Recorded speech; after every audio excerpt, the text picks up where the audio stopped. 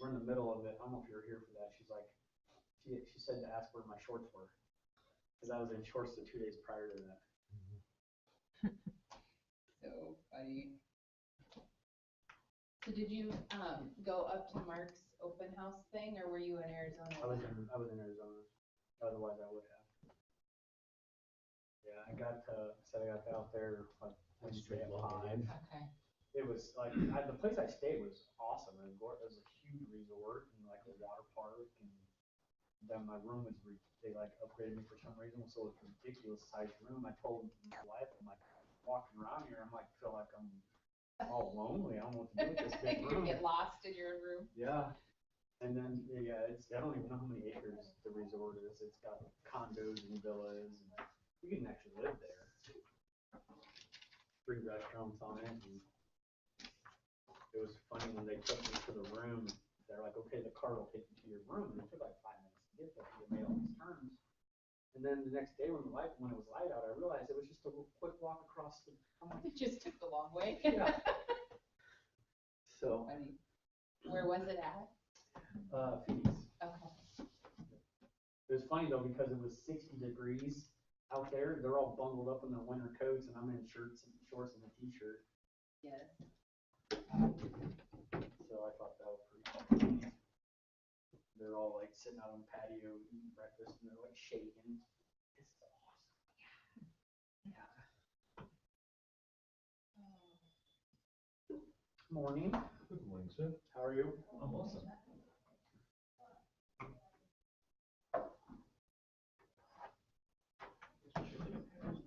What? It's chilly. Nice. We were just having a discussion about people being cold and me being good. What? Jacket and jeans. Mm-hmm. But the old look jeans. Mm-hmm. My wife told me I don't always have to wear my dress pants. So. You don't. No. Just not. I don't see you like that very often. You're either one or the other. I know. That's the kind of discussion we were just having. Last time I did this, Donna Barton from Nevada commented because I wasn't wearing shorts. So it is one extreme or the other. I tried sending you it, and it said, no, Oh. just in case, because you're probably right at the sign in. Oh, okay. I'll try staying. Like, hold on, we're not ready yet. Yeah. Oh. You're like, yeah, but I am. I am. I think I have an iPhone 6. I'm iPhone illiterate, so why you need a charger? Does yours ever do that? Makes me crazy, slows me down. What's it do? I use my microphone a lot. Yeah. And it will put a gray bar there, and I can't see what I'm saying. So then I have to gamble and send it, and you shouldn't gamble when you're using your microphone. Autocorrect is bad. Yeah. Yeah, you want to try doing it with an English accent. Mine comes up with some right pages. Yeah. I don't do any talk to text or anything. I always see the people standing in the corner and you're like, hi, how are you, comma period? That is me. It's George. Question mark? George. Oh, George. And I did that on a voicemail. And I said period. And I called back and I'm like, I didn't mean to say all that. Yeah. George keeps his door open, so it's like you can hear His ring, it sounds like a disco. We got for accepted, comma. Period. No, but it always says accepted, EC, or EXC instead of ACC. My wife started doing it too. No, I would rather be. Especially if it's like in the middle of a party and they're just standing in the corner. Ryan does it when he's people being in the car driving or something. It was a standing joke. We were at a conference and Ryan was with us, and he goes from like east side to like proper in like 2 seconds. And she's smiling because she knows what we're talking about. So he'll be like, oh, whatever, and the next thing you know, he'll be like, you're truly important to me, you know. Like, in this really, really mellow voice. And then Just clarify, Ryan's south side, not east side. Actually, no, he was east side. He was east side first, and then He was? He graduated Lincoln. He's a south sider. We don't accept him on the east. He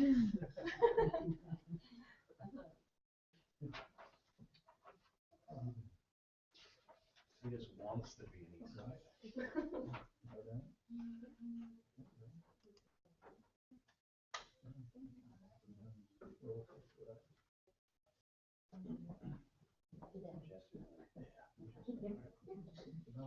that house on mine, he said, yeah, can you ask the seller if it's okay for me to paint it to the foundation?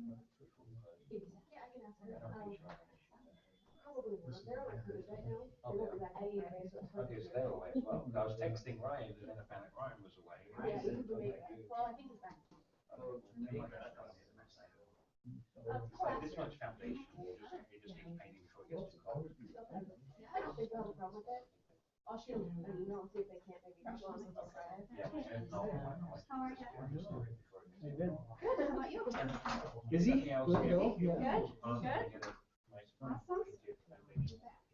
Hey, how are you? Hey, Ryan. I don't think so. How are you? Good. Do you know whether they're going to do any more stuff out the house? They plan to. I think okay. They told them I'll take it, I'll get rid of it.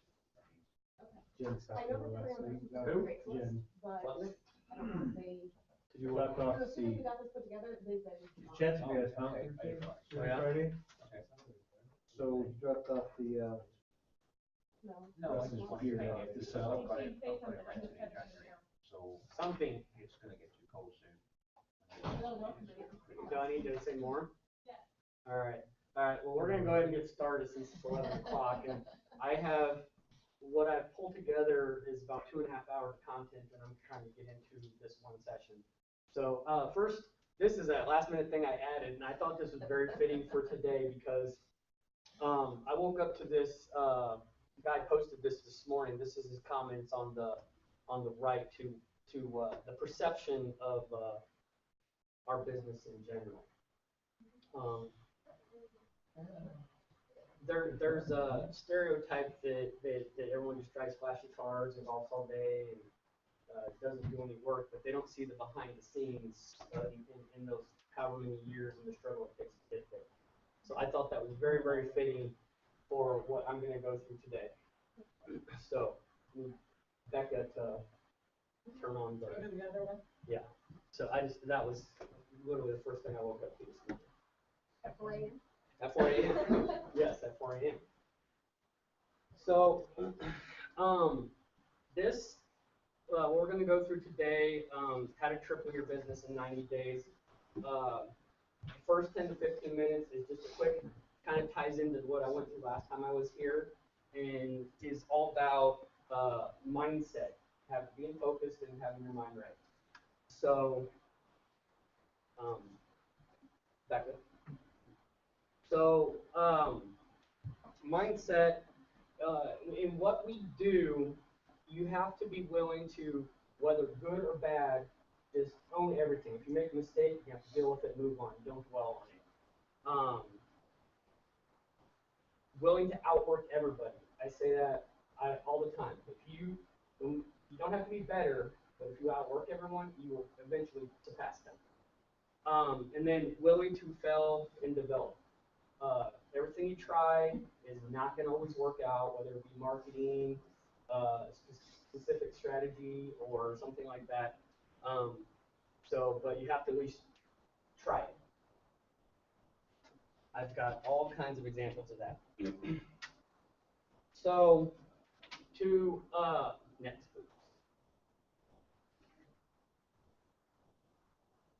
Uh-oh. Oh yeah, okay. They're been separated on here. Okay. You must have a purpose in what you're doing. It can never, ever be about the money. If it's ever monetarily, it will not work out. People you surround yourself with, your clients, they will know that.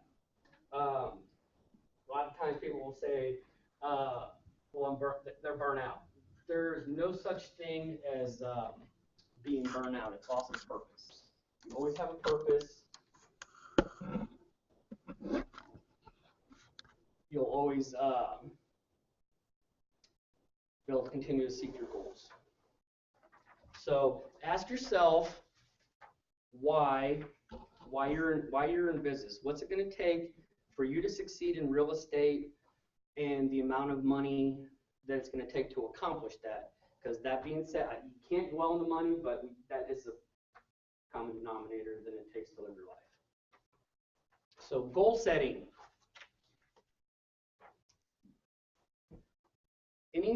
Any successful person, next, all successful people on the planet, oh, next, we're like behind, are goal setters. You have to, whether set yearly goals, weekly goals, monthly goals, daily goals in every aspect of your life, business, health, relationships, perfect, personal growth.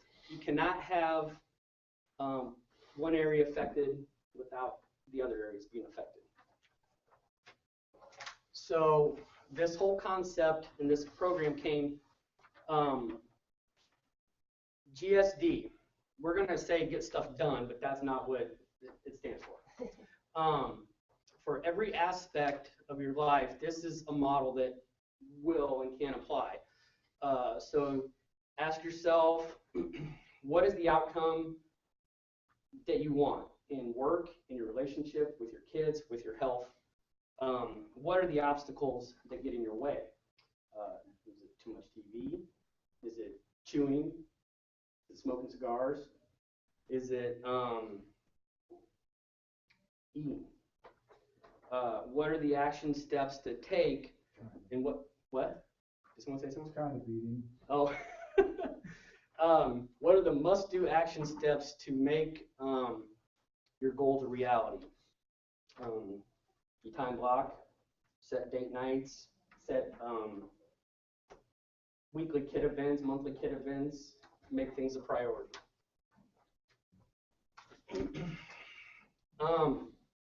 Next. You have to deal in realities. Know the outcome that you want and deal in the realities to get there. We are an extremely unique business. We're one of the only businesses where you can work an entire year and maybe not get paid. Be honest with yourself. Get rid of the things, and if so, the people that don't share your values. I've heard it said numerous times that you will become the combination of the 5 people you spend the most time with. So you want to be healthy, chances are if you're spending time with 5 people who like to go out and party, you're going to eventually fall to that. Be positive. Remove anything negative from your life. News is negative. I quit watching the news months ago and it's been great. I live in a little bubble.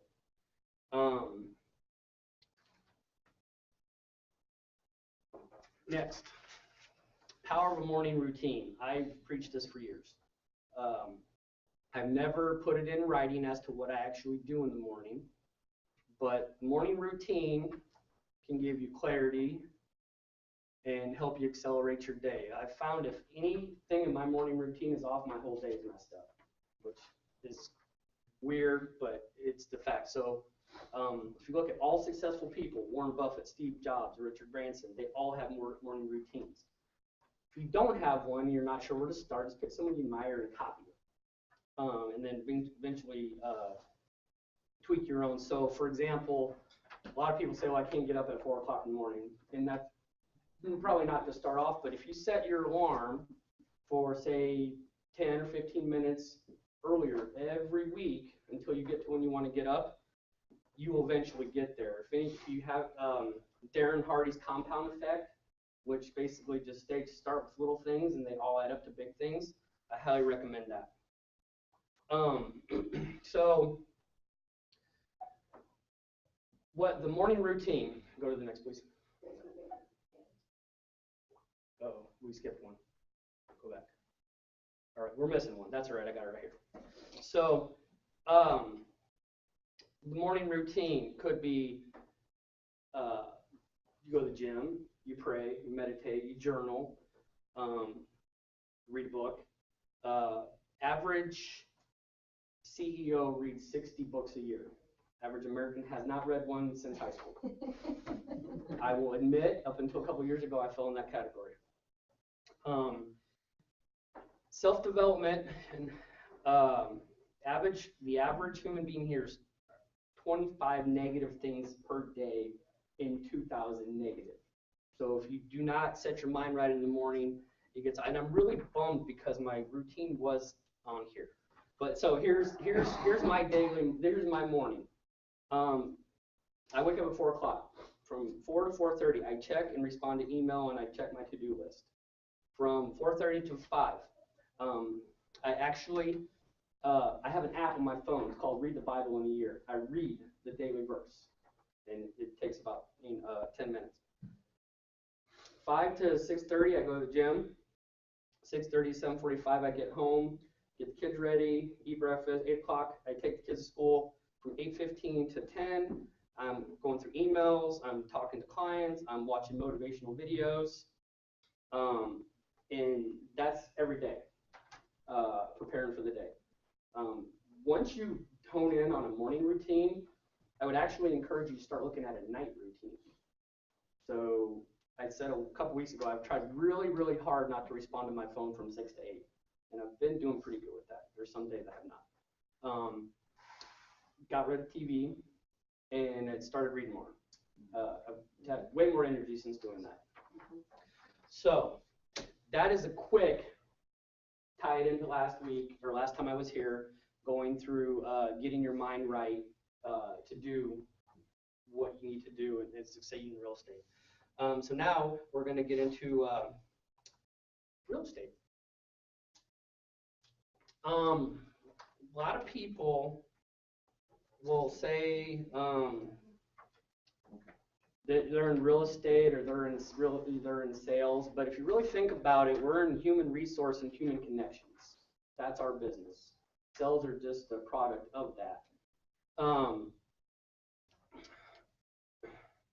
The biggest, wait, I missed a page, my bad. All right, so when we're doing real estate, we tend to overcomplicate things. We think we need to do everything at once, so you do 1,000 things 4 times. Instead, do 3 things 1,000 times and get that down and then move on. Our number one asset is our sphere of influence. A lot of people say, well, I don't have one. Well, if you know people, you have one. Make sure everybody knows what you do and then continue to follow up with them.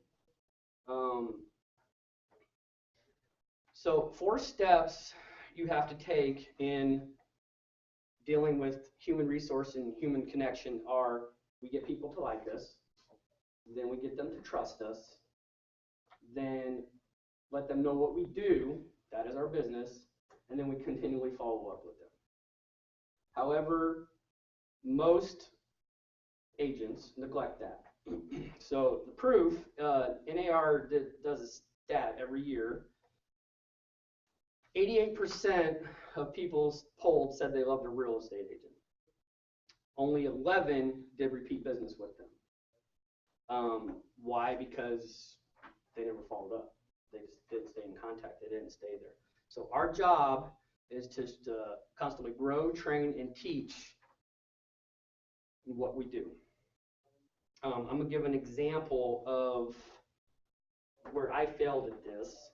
I was a soccer coach for my son's soccer team, and that was an email that on a regular basis people got from me from a real estate email address. And so my presumption was, well, they see it, they know I'm in real estate. I cannot tell you the number of times people were like, oh, I know you did real estate, because I just never talked about it.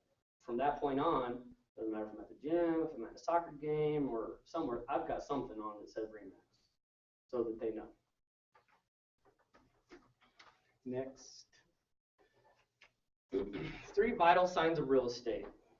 Number 1 is prospecting, lead generation. So that translates into setting appointments. Reality is most stop at number 1. Number 2 is getting those appointments to sign that agreement, that listing agreement or that buyer's exclusive agency agreement. And then 3rd is the negotiation of contracts. Now, some would say that just becomes showing, but if we sit down and we educate our clients, So you're not looking at 50 homes, you get them in front of a computer, bring up what's there, help them narrow it down, and you're gonna save a lot of time, which is why it says quit showing stuff. So if we're working with them ahead of time, you're not gonna be showing as much. When leads come in, be quick, be prompt to respond to them. Most people, the average, and this is pulled from Zillow and Realtor.com, respond to a lead in 40 minutes and quit after 3 times. That by the time that whoever's got to them in that 40 minutes, they've already been hit up, a dozen times by someone else that responded to them quicker.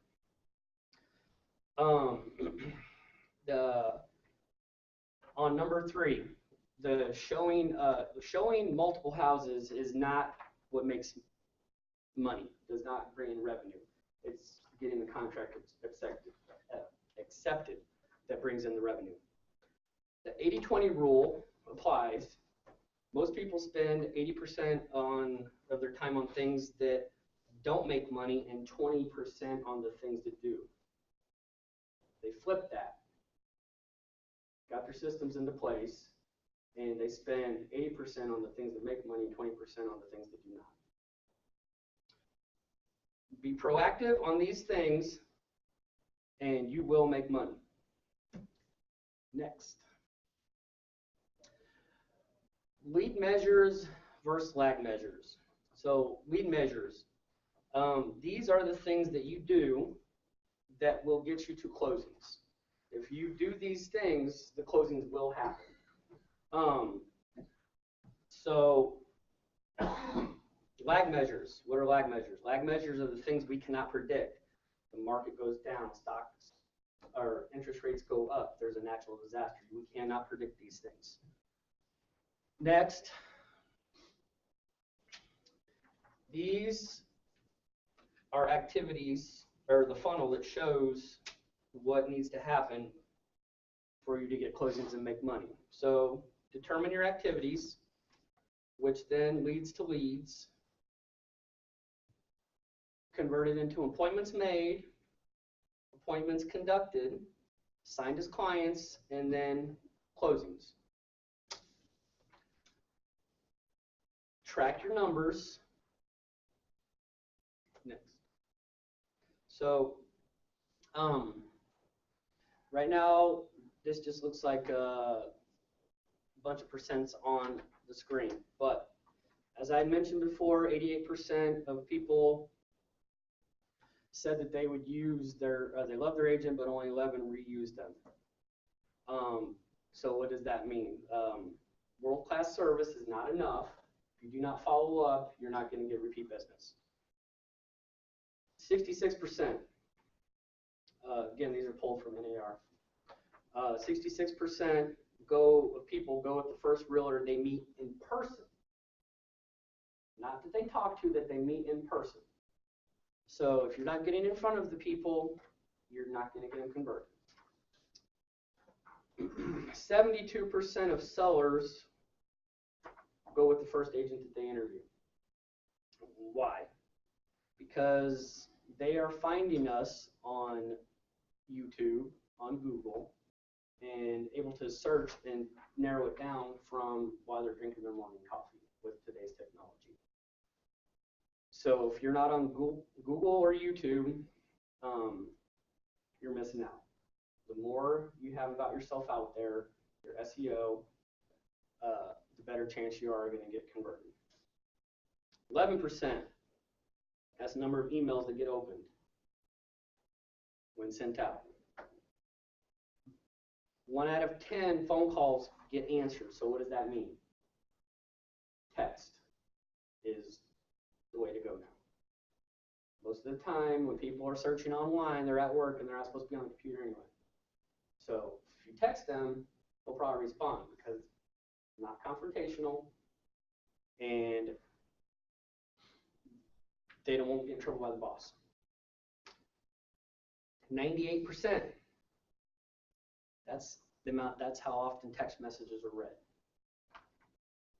So what does that mean? figure out a way to do drip campaigns via text. 15, number of contacts that are made to a prospect before they finally respond, on average. So before, when I said people give up after 3, they're missing out. 5, that's the number of no's before someone says yes. And then finally, 90%, and this is a scary stat, but that is the number of agents who go out of business in the first year. Next. 4 things a top producer does on a daily basis. Plan. So it says don't go too fast. What do I mean by that? Go too fast, mistakes happen. So if you're going at a fast pace, slow down just enough to plan so that you're not making mistakes. Remove your distractions. 2, focus on the human connection. So open houses, for example. First thing that happens, especially with newer agents, you go into open houses, they pounce on you like a cougar. They're like, you're looking to buy, you're from the area. But what if you were to flip that and use, and this is one that I found quite a while ago, the Ford method.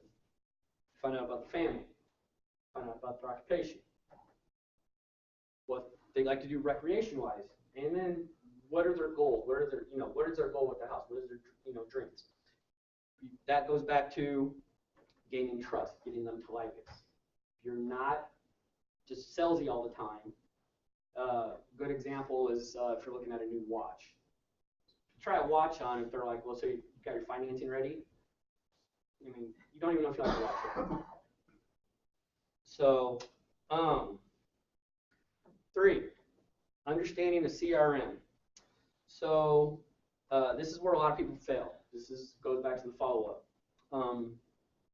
We are fortunate here at Concepts that we actually use the Google platform. So the Google Contacts is actually a pretty good CRM if you utilize it.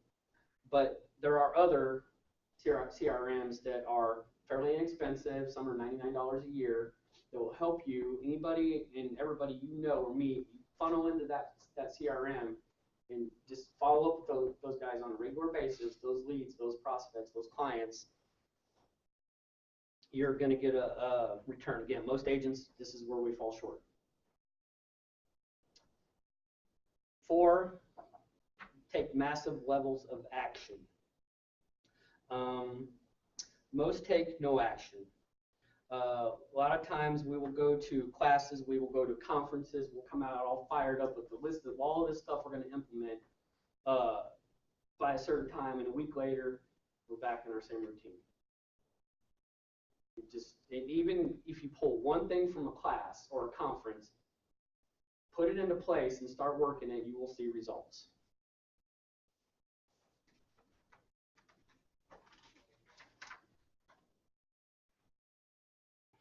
Deal in realities and basically cut out the crap. Again, things that are keeping you from your objective. What is standing in the way of your goals? What is creating your deals? There's a lot of excuses. I'm not good at time management. I've said numerous times, there's no such thing as time management. It's choice management. You have to choose what you want to do, what is important. Someone told me 2 weeks ago when I got up at 4 that I do have more time in the day. My response was no, we all have the same amount of time. I just choose to use mine different. So it is choice management. Everybody has the same number of days, same number of hours. So choices, these are things that can affect the business. I'm going to give an example. Very hotly contested topic is online lead generation, Zillow, Truly, Realtor.com. Right or wrong, this summer, I made a choice to cut out all of that. A lot of people said it was weren't sure, it was risky. At this time, I've not really seen any effects from So that was a choice that I made, not knowing whether it was right or wrong. I just did it because I felt it was the best interest of what I'm trying to accomplish. Cutting out crap. Actually, I have a question. Does anyone know the average number of or hours of TV that an individual watches a day? Anyone? No? 4. So what if instead of that 4, you spent time with a spouse or a kid or read a book or went for a run, went to the gym, something? What if you cut that out? I really like this, and some may have heard this before. In the 90s, the CEO of Nike called up Steve Jobs, and because they were struggling. And he asked Steve, well, I don't know what to do. And Steve said, well, Nike makes a lot of good product, right? And the guy's like, yeah, we make great product. Well, and Steve's like, well, Nike also makes a lot of crap, right? He's like, well, yeah, we'll cut the crap. That was, I heard that a long time ago, and that sticks with me. So, cut out the crap that's interfering with your business. So, ways to generate business. Getting leads are usually never a problem. It's the frequency in which we follow up with them that tend to be a problem. So use the analogy of planting flowers. If you take a bunch of seeds of flowers and you spread them out over a 10-acre parcel, you're going to have a few pop up here and there, the rest are going to die. But if you take just a handful and you put them in a concentrated area and you continually nurture them, they're going to sprout. Weeds are the same way.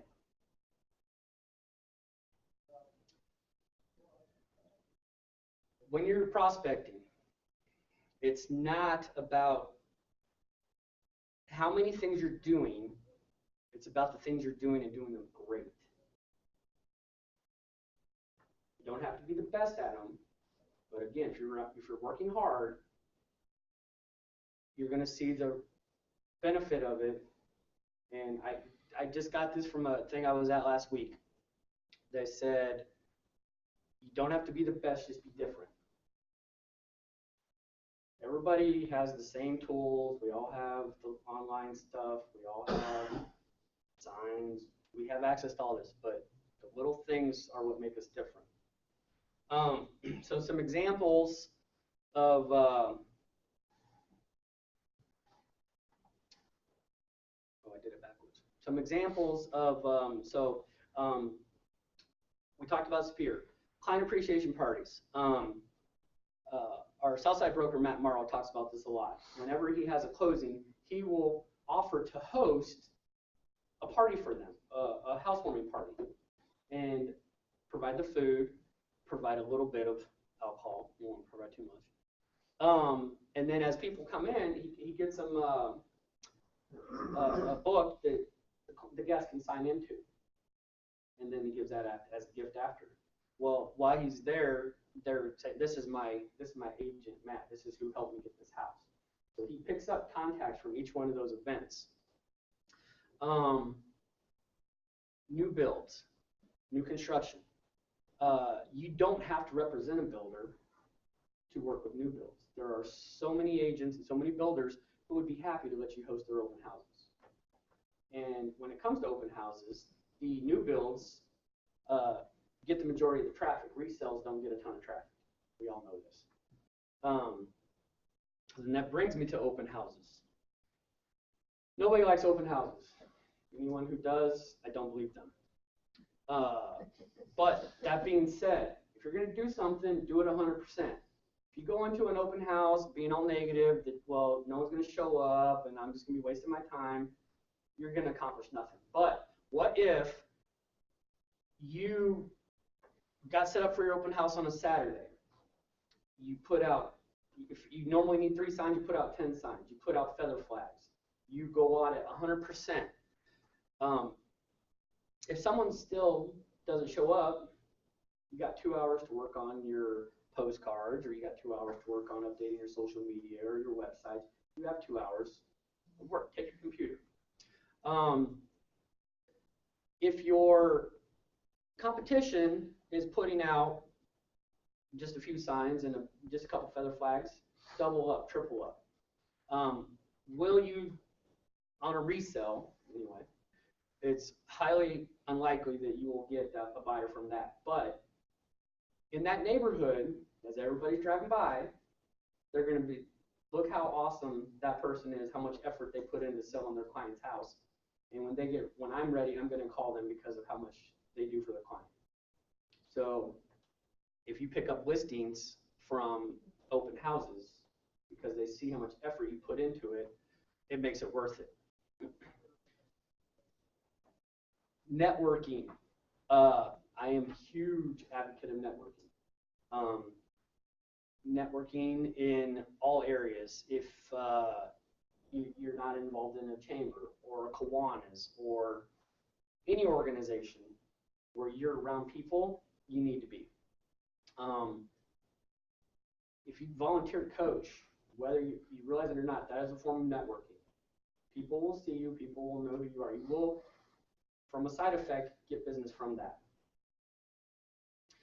I'm going to jump back up to number 7, farming. Mailers and farming. If you pick out a specific area and you focus on it, and when I mean farming, I don't mean just postcards. If you are sending postcards and, you are sponsoring Little League teams or adult softball teams, or you're a sponsor of the Booster Club, that's all a form of networking. If your community has an appreciation or fun days, farming. If your community has an appreciation or a fun days, sponsor something. Sponsor a pony ride. Sponsor something that is getting your name seen. Those are all forms of farming. So then on top of that, if you are sending out mailers, it's going to come. They're going to be like, this. We just saw these people up here. They were the ones who sponsored the pony. Or a couple years ago in Altoona, I believe we had the balloon there, right? Great example. Investors. Not hard to get investors. All you have to do is know who they are, where to find them, take them deals. Scour the MLS for deals. If you see something on a side street, call them up, ask them if they've seen it yet. That is how you'll get the investors. You deal with one and you're successful with one. They are competitors, but they talk a lot too.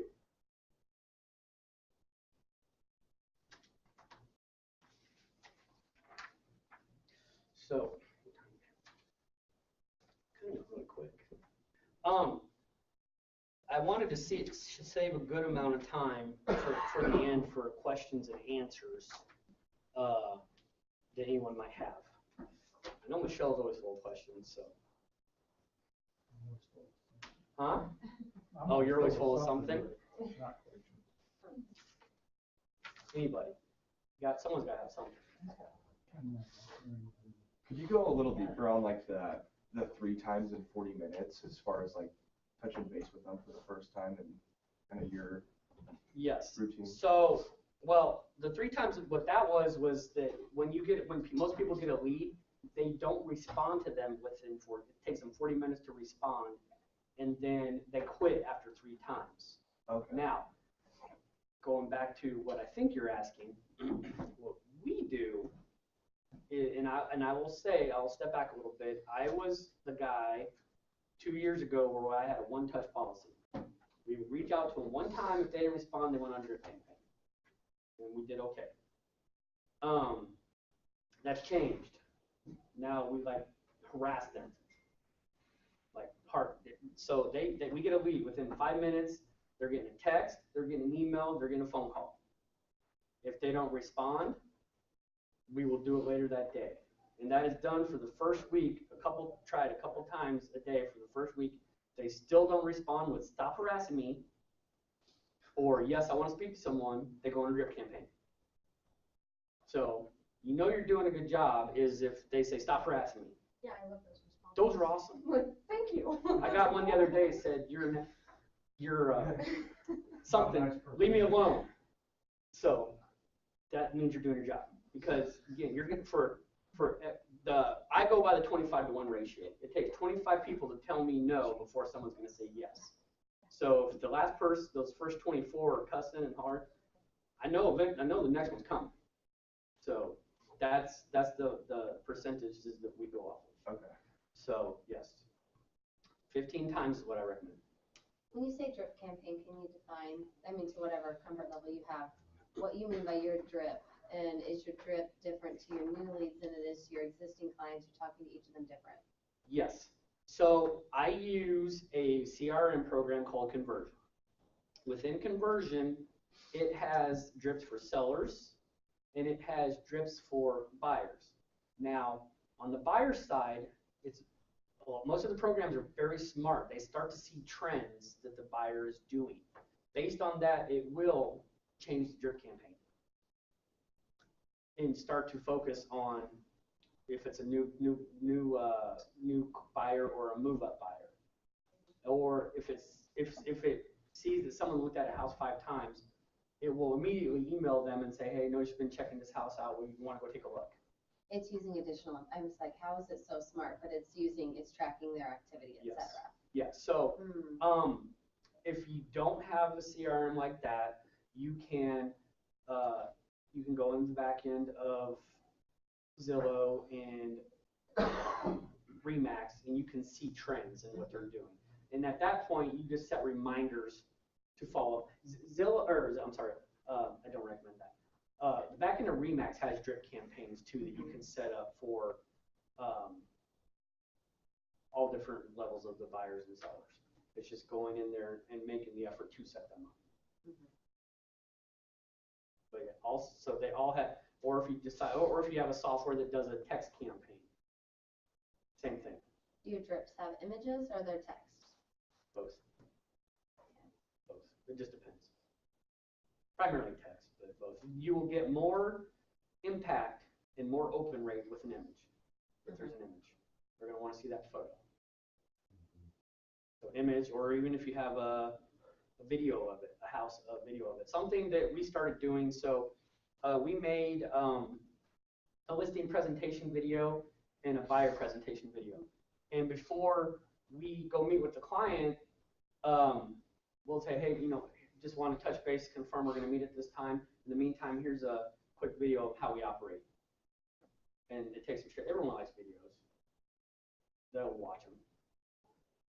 So that's being different. I have another question. Do you have any online? Are there any questions online? Is anyone on there? What? Is anyone? Or we have to go out to see? Oh, yeah. You're talking about showing houses. I'm curious, can we do a straw poll to see how many houses on average people show a client? Yeah. Because I know agents that seem to show way more than I do, and I'm kind of curious. Anybody have how many on average you show to clients? 7. 7? Anybody else? Mine's 6. Yeah, mine's probably around 5. What I tend to do is have them narrow it down to 10 that they would like to see. Drive by them, make sure they're good with the neighborhood, because if they're like, well, I'm not even gonna look at this, there's nothing more disrespectful to this listing agent than a seller to show up in a house and say, I'm not even gonna walk inside. I don't know about you guys, but I still unlock the lockbox just to show that we were there. I mean, they went through the effort to clean the house, get the kids out, they got the dog with them. I hate. And that's part of my initial conversation with my buyers as well, that I'm not going to do that to a seller. They wouldn't want it done to them. Right. Yeah, it's not fair. So yeah, that goes to the educating of them. So I would say that ours is around 5. Now that being said, you're gonna have those exceptions. People, their deals aren't getting accepted, or they're lowball and stuff. It's been a year later. For the most part, when you show loyalty to them, they will still show loyalty to you. There are those others that they have no loyalty and they never will. And if that's the case, I typically don't want to work with those guys. Kind of back to the drip campaign question. Do you have a drip campaign where you do text messages? It's done through my CRM program. Okay, through that conversion. Yes. How much is conversion? It is $2,000 a month.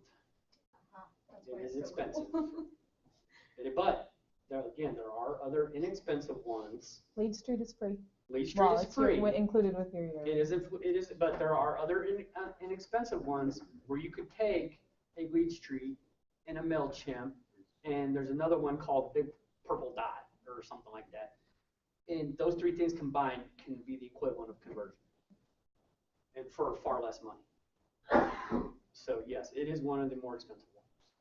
I have a cheaper CRM, but it doesn't do as much as I'd like it to, and I recently just utilized Lead Street for a free drip campaign. Here, But that's in addition to me texting and doing So- touches. I've already mentioned I'm done with all online lead websites, but I don't know if everyone received it, but an email just came out that Zillow and Remax re-signed their agreement, and now all of Zillow and stuff is going to filter into Remax site. Into Lead Street? Zillow leads and top Zillow producer leads, leads all yes. filter into Lead They're Street. all so- going to continue, and they've even added it so that your Zillow reviews will show up on your Remax now. It's literally I got the email like 30 minutes ago. So if you have a drip set up for the sign up of Lead Street leads, is that the same thing for Zillow? You don't have It to will go go, in? right, it will go to those leads. You don't have to pour, yes, Lance. Have you figured out, or Becca, it's probably a question for you, what is the requirement that in the email they send you needed to do something? Yeah, I'm gonna be sending something out about that. Okay, Yeah. thank you. But yeah, it's just a matter of who's hosting it. Oh, from You're the talking about- GoDaddy. You're talking about the- for the domain name, if you Yeah, have a it's domain just, name. you have to change the setting within GoDaddy, Yeah. which that's foreign language to me, so, but I know what you're talking about. I'm gonna send something out because there's a step-by-step, but also I can do it pretty quickly too, so. I just had another, other ways to simplify your business and give you more time. One of the struggles that we have is having the time to have the postcards, have the flyers, have the videos, all those things take time. It will be probably another 60 days yet. It's already been rolled out on the East Coast, but Remax is turning on a function, so as soon as you have a listing, it gets ported into the design center, and by the next day, you have all those things automated for you. Postcards done, flyers done, videos done, it's all done. That's going to be huge. How's the video done? It pulls still video, Okay. which you can still post those on YouTube. But no, that's what? Oh. Yeah, you can still post those on YouTube, those still video photos. Music in the background or something like Yep. And then if you want to go in and change the template after that, you still can, but that is going to save so much time. I got a question, it's not really like see some people post those OVO videos, how much does that cost? Ask the OBO people. If you're monthly, you do, I think it's $99 a shoot. Okay. And then you pay $29 a month. Host, like a link or something? Well, that all comes as part of that, taking the pictures and then hosting it, and then you go in, once you get everything, then you go in and you fill out information on OVO, fill out the back end, so then it's populated, and it does different things, so. Yeah, I didn't know that answer, so I know there's OBO people in here. So, anyone else? Questions? What's your magic number of listings that you like to carry, or is there one? My magic number? Yeah. Okay, so I always talk about being the hardcore goal setter. My magic number is 75. Okay. At one time? At one time. And I've had that goal for 4 years. I hit it 3 weeks ago. It was only for about 4 hours because Wait, two for your people. team or just you? It's all the same. And will all of your agents? All listings are under me. Okay. Okay, that helps me. As an individual, I think it was 40. I don't remember. But I set that goal of 75 4 years ago. I hit it 2 weeks ago, and it was at It was only for like a couple hours, cause like 3 people Okay. canceled their listen, but it still counted. So I was so excited, I was telling my accountant, I'm like, yeah, we hit this goal. She's like, yeah, you still didn't do enough. I'm like, way to rain on my parade. So I changed it to 100. That's my next goal. So it might take me another 4 years to get there, but that's my next goal. So, yeah. On average, I would say if you're carrying 20 to 30, you're probably going to need some help of some sort. And when you say 20 to 30, you're talking all actives, not any pendings or you're just talking actives. Because that goes back to you're going to be working night and day. It does change now that we're going to be having this feature that all your postcards and stuff are done for you. But the more you can systemize the steps, the easier it is to handle that many listings. So that's my number. How do you go about, program for FSBOs? Program for FSBOs. I stay away from them usually. Honestly, there's a lot of different ways to do it. I'm with ours. If we see one or I have one, I've got a postcard with some stats and stuff that I send to them, and I don't pursue them a whole lot. I actually know, and I wish it was here. Johnny Lee is very good at getting FSBOs. Are you talking about getting them as listings or just working with them? Both. Okay, so listing wise, I don't really go after them. I know Johnny's pretty good at getting them. And I think he would be happy to explain how he does that. As far as dealing from the buyer's perspective, I'm a little different than most people are going to instruct and say. A lot of people will say, well, don't even go show it unless you have the cooperative agreement, 100% seller form. I don't do that. I don't have that conversation until I even know if my clients like the house. You start off, in my opinion, you start off on the wrong foot when you're like, well, you're going to pay me 3% or I'm not going to show your home. It comes up, they'll be like, well, we're only going to pay you 2%. I'm like, we'll deal with that once the buyer's like it. Yes. I was just gonna chime in. Hi, everyone. I do have a for sale by owner marketing thing, so whoever wants it, just shoot me an email. I'll share it with you guys in Google Drive. It's actually kind of a 1 out of, I think, 12 ways to get listings. I did a presentation on it a few months ago. So if you have any interest on that, let me know. I haven't really hit for sale by owners very hard since probably 2010, 2011. But those years that I did do it, it was about 10% of my business was for sale by owners. And I do disagree, respectfully disagree with Shane on the unrepresented thing. Cover your butts, because you take a buyer to for sale by owner, they love the house. Oh wait, this for sale by owner's name's there, the number's there, they build that relationship there. You're leaving that gap for them to just bypass you, go directly to each other, and you're out. So I don't think so. Like, you can have a nice little template. I do have a template somewhere too. If you guys want that, remind me. I think it's still in my Gmail. But basically, it's like a 3-sentence thing. It says, hi, I'm Umexe. I'm a local real estate expert. I've got some clients that are potentially interested, are looking for a home similar to what you have listed for sale by owner.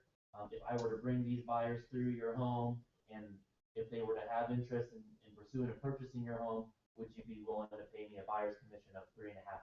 Whatever that percent you want to put that down. So it's a template, it's quick, it's easy. And actually, honestly, I don't send it. Marcy sends it for me. She attaches the form, she gets it all in that loop, they sign it, and I don't show the house unless they sign it. And she'll follow up. Like if I'm supposed to show at 5:30, for sale by owner, my buyers find it, or I find it in the morning, 4:30, 4:45, I don't have that thing signed, I follow up with them. And we don't show it. And that's why I started with, I'm different than everybody, because I know everybody else in our and all the other brokers believe that, and I am different. I don't. That's why we're good, because we're different. Yes. You have exclusive buyer agency though for all your buyers, so you're protecting yourself on that side. I do for most of them. I believe that if we've provided that value, they're not going to go straight to the sellers. That being said, if my clients come back and say, yeah, I do like that, then the representative form goes over before the offer goes over. That is how because we've had too many, and nowadays you can go on Zillow and see if they're gonna cooperate, it says right there, so all we do is make a phone call saying, hey, are you gonna cooperate? They start talking about it, I change the subject. So we'll deal with that if my clients even like the house.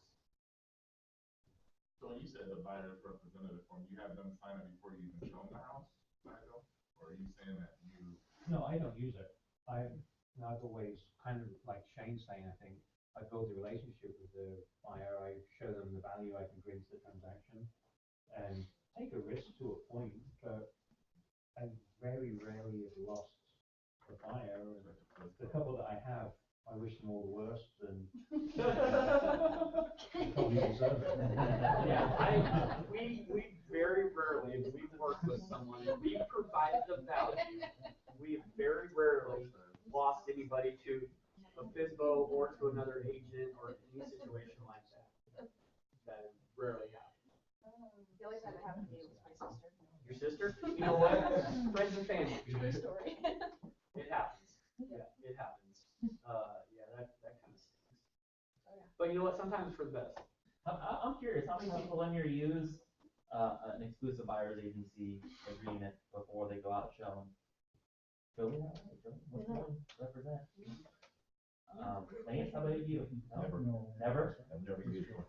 You guys all know that it's in dot loop, though, right? If you wanted to use it, everyone knows it's in dot loop. So you're saying, like, they're granted, pretty much what you sign when you write an offer. No, No, it's different. It's different. So when you write an offer, typically you're only using the buyer's appointed agency agreement. Okay. If that's, it's not binding. But an exclusive agreement that you're represented by, it doesn't matter what or when they buy, they're using you. So hypothetically speaking, if they decided, well, I'm just gonna go to another agent and I'm gonna have that agent write it for me, at that point, you're still owed your fee because they signed that agreement. That is a binding contract. If they go to court, they will lose. Yes. Will our company back the agent? I'm speaking for myself. I'm saying yeah. Heck yeah. I'm going to. Why not? We'll see. I'm going to. I'll let you know next week. Depends which company the other agent works for, doesn't it? Are you talking about a situation that was a recent situation? I know the situation too, and I think that it will work out, and I think it will. That's my personal belief. We'll see. So how do you present that when you're working with a person, like you, having dialogue? So, this is me. You are putting your trust in me and having faith in me to represent you. I need to have trust in you that you're going to be committed to. It's a partnership. You're going to be committed to me. The only time I've ever gotten grief on it is because, and I haven't looked at it lately, but it didn't have an expiration date. And the one guy, he was an investor. He was like, I'm not going to sign this because it means that I have to use you for life. Write the date in there. Yeah, it should have an expiration. This was a while ago. The one thing I would suggest, and this is from learning from hard knocks, is that if you are going to agree to reduce commission on their listing, sign them on an exclusive.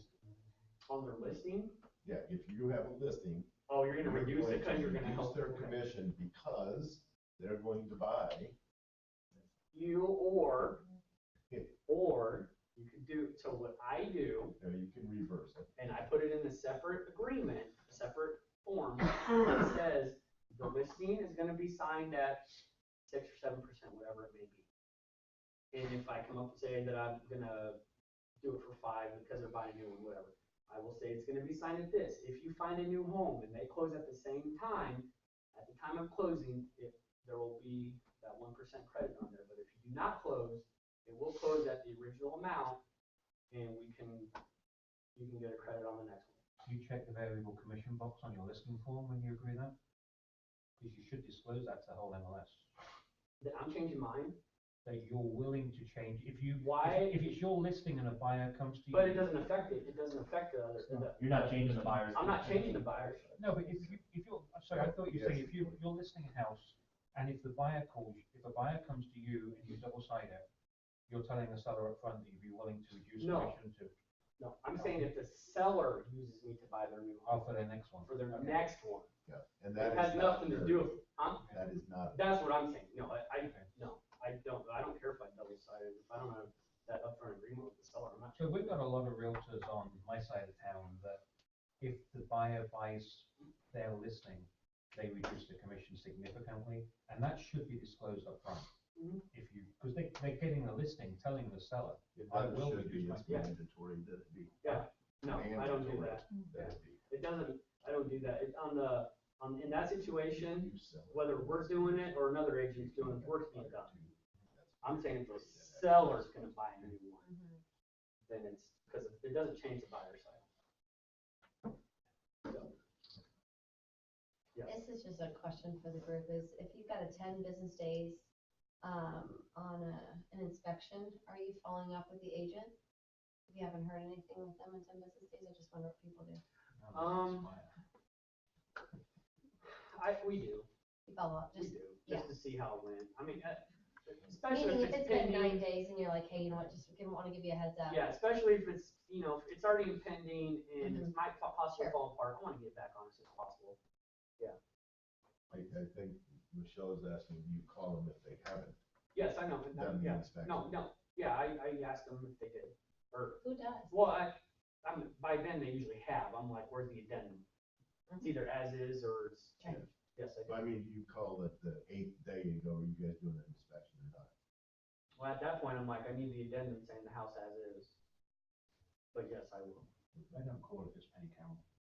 No, if I like them, I will. Well, and I Just try tell to me, avoid, so I know, or just tell me, email me off. I try to avoid confrontation, and if it Yeah, comes in email on the me. 10 day and you're like, I'm sorry, it's 10 days over, we got a contract, you're out. All of a sudden you got an issue. I mean, I try to play nice with everybody.